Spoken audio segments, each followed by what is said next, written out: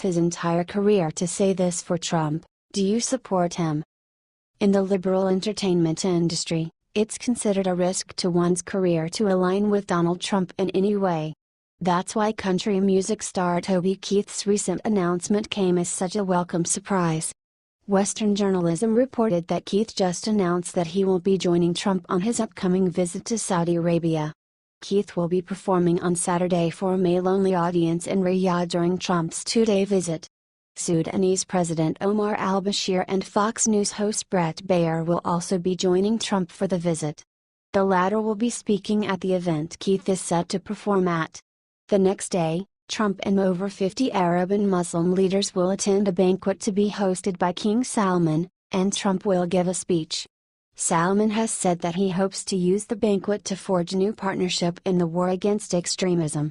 Saudi Arabia is delighted at being the #1 stop for Trump's visit, delighted by the re-emergence of a strong diplomatic relationship with the United States and delighted by the opportunity to show off Saudi leadership of the Arab and the Muslim world by getting everybody to turn up in Riyadh for multiple, overlapping summits, said Simon Henderson, the Washington Institute's director of the Gulf and Energy Policy.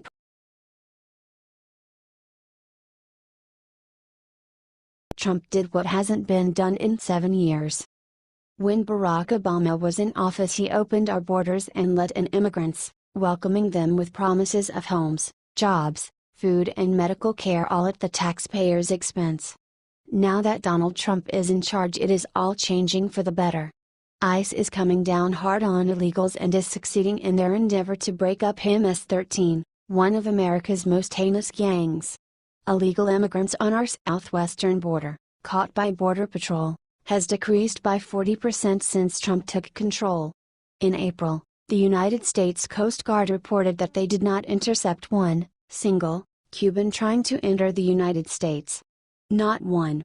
This is the first time in 7 years we can feel confident and safe. The Daily Caller reported that the Coast Guard would normally catch 150 Cubans trying to come into the country by sea at this time of year, but that number is 0. In an interview with the Wall Street Journal, Coast Guard Commander Admiral Paul Zukunft said, the number of Cubans fleeing the island nation actually increased after Obama announced in 2014 that he was restoring relations between the United States and Cuba. The Coast Guard caught 5,496 Cubans trying to enter the country by sea, and more than 56,000 Cubans attempting other ways in 2016. Zukunft acknowledges the decline in Cubans attempting to enter the United States was partially, if not mostly, because of Trump's border crackdown. President Trump has rolled up the welcome mat.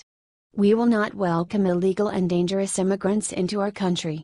We refuse to pay for their education, health care and living expenses. This is a new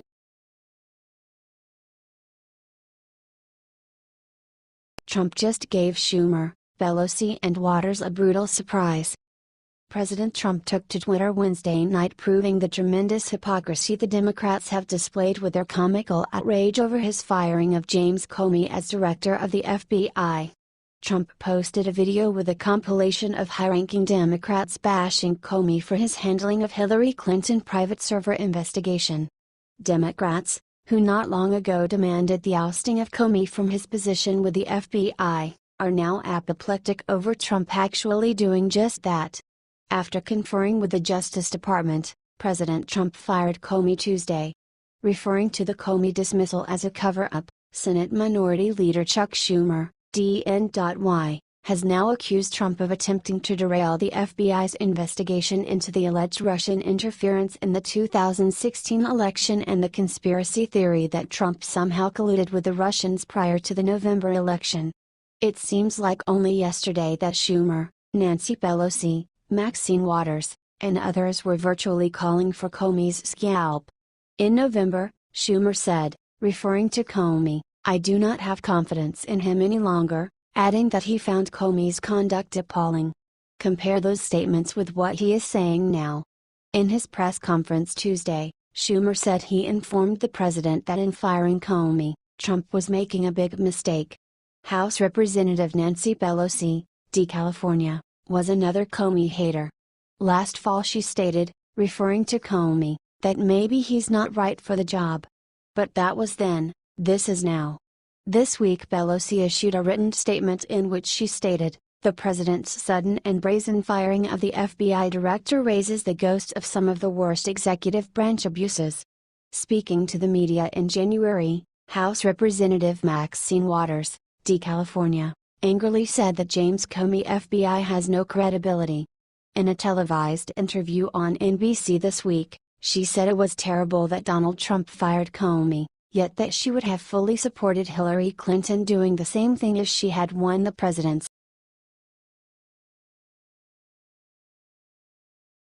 Trump sees son of fallen officer in crowd, quickly reaches under podium and gives him surprise.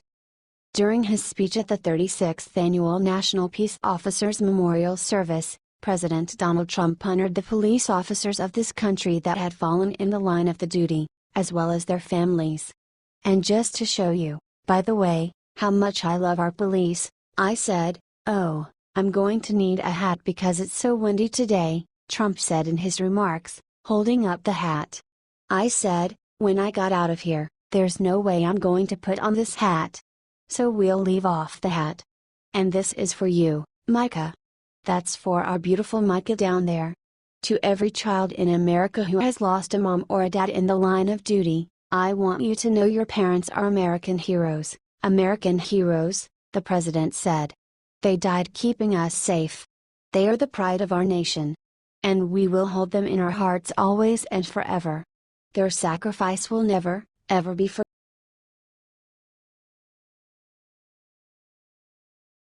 Trump wins big. Democrats miss something huge about Special Prosecutor Mueller that Trump loves. Democrats have been bragging about how they won big when Rod Rosenstein appointed Special Prosecutor Robert Mueller to the Russia election case. They have been acting like they beat Trump even though their claims are BS.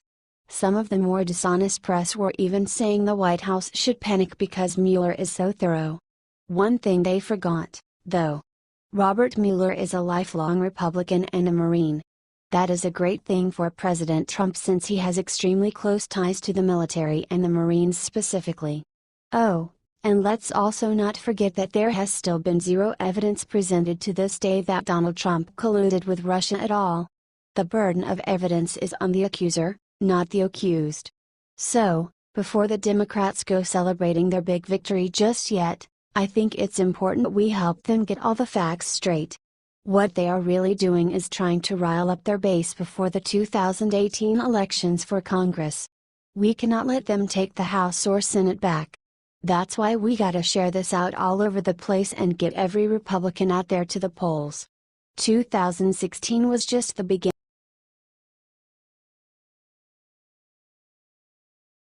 Trump wins right after Comey's secret letter was leaked. Trump just fired back with his secret weapon. These last few days have been very tough on President Donald Trump. The media has been working overtime to try and spin a nothing into something and get him impeached. Today, a new memo allegedly from James Comey's dinner with President Trump was leaked to the press by FBI agents. According to the memo, Trump asked former Director Comey to drop the investigation into Michael Flynn and Russia. In theory, this could be a smoking gun to impeach Trump on obstruction of justice. If it were the truth, Donald Trump decided to set the record straight by releasing his own official statement. "The president has the utmost respect for our law enforcement agencies and all investigations. This is not a truthful or accurate portrayal of the conversation between the president and Mr. Comey." That's right. Trump's secret weapon is the truth. And to prove their point even more, Acting FBI Director Andrew McCabe testified just last week to Congress that, "There has been no effort to impede our investigation to date." The sad part here is that the New York Times, who concocted these allegations, admitted that they never actually saw the memo that they were writing about. They claimed it was unclassified, but they still only got word-of-mouth confirmation from an unnamed source. Look, if these claims were true, it would be a big deal. However, this is the United States of America where we believe you are innocent until proven guilty beyond a reasonable doubt. With no hard evidence, like this handwritten memo from James Comey for instance, there is no case here. We gotta share this out before the media's brainwashing of the American people is complete.